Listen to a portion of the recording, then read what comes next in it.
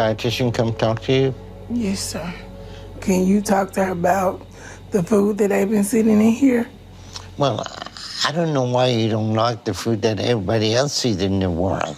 Show me what they brought you. This, I didn't touch it. Well, that's good lunch. I don't eat that. I don't eat beans at all. I don't even know what that is. And this look like dog food. You don't like meat? I don't eat stuff like this. But that's good nutrition, that's good protein, right? I don't eat beans at all. But how about the meat? I don't eat that kind of meat. I haven't really ate nothing since I've been here. You're not gonna fade away. You're gonna be fine. I still have to eat something. No. You're eating the food that belongs to the next 4 years ahead of time. So if you don't eat, you're gonna be all right. This guy just literally ethered this poor woman who was trying to get a snack on her hospital bed. Now, this doctor is named Dr. Now, and he is part of the show 600 Pound Life. Essentially, the way the show works is that this doctor runs a clinic and a medical practice specifically specializing in taking in obese, overweight people and trying to have them lose enough weight to get stomach surgery, which would then enable them to lose even more weight. Now, the crazy thing about the show is that it stops being so much about the physical health and it starts being a lot about the mental health. And honestly, it's absolutely breathtaking the way this doctor does not pull punches. He does not sugarcoat anything because these patients are already big enough. You can't be sugarcoating anything. He just straight up tells them, you eat too much. Even after getting this surgery, you're continuing to eat too much. And it's actually insane because from a viewer's perspective, you'd think these people would be grateful. These people would be happy. They'd be just going along with it and listening to every word this man is saying. But they actually do fight back and they actually give him a little bit of lip service, and putting them in their place is part of the doctor's job. Lose weight. And you're not losing weight. I don't eat a third what I ate before I had that question, surgery. Okay? Then You're we're not asking talking me about questions that I don't understand no more than you understand. What are you talking about? You're choosing to overeat and you think it's okay? No, I don't think it's okay at all. So what is going on?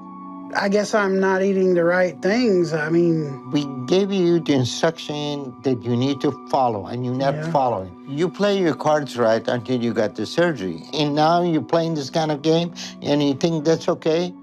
How in the world somebody... I'm playing any game. I throw up constantly. I eat what I can keep down. That's how it works. You throw up constantly because the surgery forces you to when you overeat now. I think my problem is I'm holding a lot of fluid. I can't hardly pee. Really? I mean, I don't know what, I mean, you... Now, one thing that the doctor brings up multiple times is that if you eat X amount of calories, you will lose X amount of weight. It's not a complicated process. If you eat less and move more, or not even move at all, you're going to lose a lot of weight. And what's crazy is that a lot of these patients have a weird mental capacity to think that they're gaining weight or not losing weight due to things that don't necessarily matter, such as water weight. Eat it all. You know that's not what I'm saying at all. You have been given a tool to help you change your life. Now that you had the surgery, the physical drive to eat is gone. So you have to deal with what is driving you to eat. That's the hard part, and you don't want to do it. Answer the question. By eating less, right?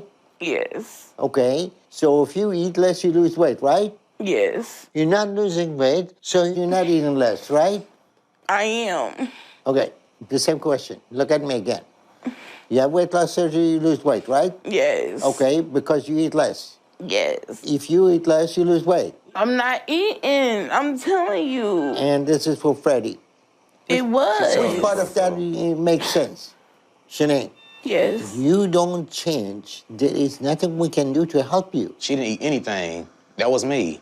Why the scale hasn't shown anything, Like I said, she builds fluid up. She can't help it. That's the one thing she's been stressing about is the fluid. None of your tests show that you're retaining water, okay? You're not 700 pounds of water. But Dr. Now doesn't listen to any of the BS. He tells them to stop being so close-minded, stop hiding pizza boxes under the bed, stop trying to pretend like a glass of water is going to add 8 pounds to the scale. And honestly, it's something that's necessary, and it's actually pretty perturbing and hard to understand. And I'll be honest, I'll pull back the veil. I'll go ahead and come out the closet and say that I am built like Jabba the Hutt. I am gigantic, but I'm not at the level of fat where I literally don't understand that eating a McDonald's, Big Mac fries and a Coke is not going to result in weight gain as opposed to weight loss. Like, I don't understand how some of these patients really think that water weight is somehow contributing to the fact that they're literally roly-poly-oly. And the thing is, the doctor has to completely take himself out of the situation and try to look at it objectively, because I don't know how he doesn't scream at these people and tell them you are eating too much. And granted, like I said, he does not sugarcoat things, but he is a lot more nicer than you'd really think, and he actually goes to lengths with some of these people who basically have a mental issue as opposed to just a weight issue, because there's a case and scenario where one of their patients was actually so rude to the nurses in the hospital, and he actually was asking them to come in his room every 5 seconds like it's a waiting service, and the doctor had to give him a talk like he was a little kid. Hand and foot. I need somebody in my room immediately. I have been waiting. I want this guy off. He thinks the world should revolve around him like a child does.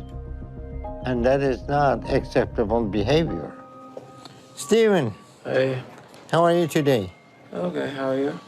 All right, so you seem like you have an issue getting along with hospital staff, and I'm not liking what I'm hearing. At times, I sometimes I get frustrated. I tell them, if I act like a kid, I want you to treat me like a kid.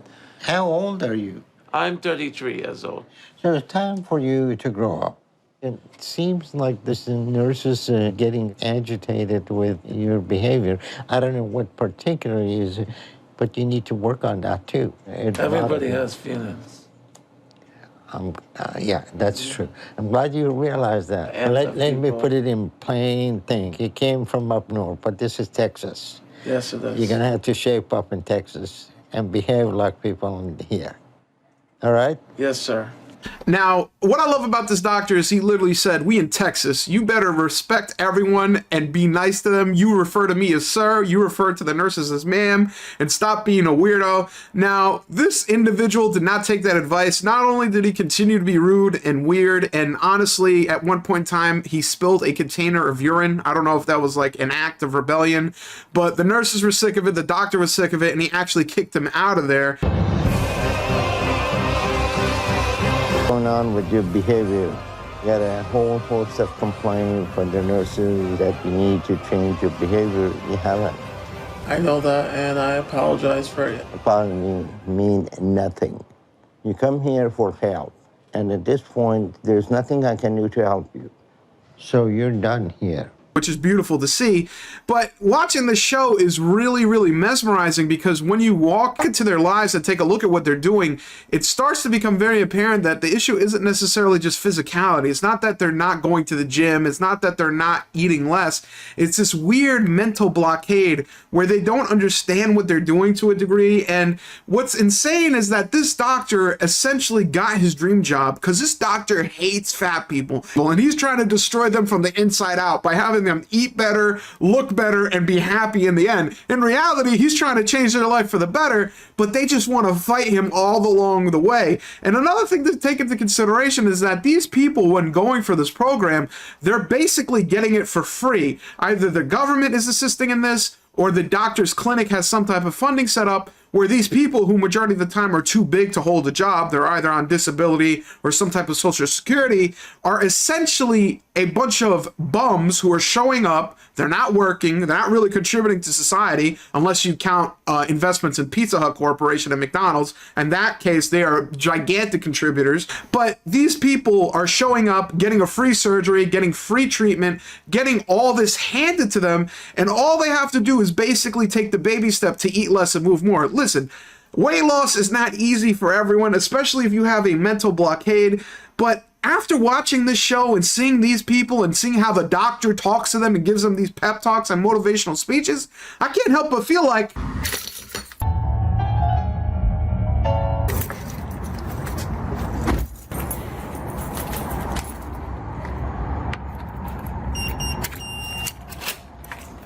Really ain't nothing since I've been here. You're not gonna fade away. You're gonna be fine. I still have to eat something. No. You're eating the food that belongs to the next 4 years ahead of time. So if you don't eat, you're gonna be all right. At your weight, body got the reserve that you don't eat anything for a week or two, you're not gonna have anything gonna happen. At the end of every single video, make sure you ask people to rate and subscribe to your content. It makes them feel like they're involved even though they're really not.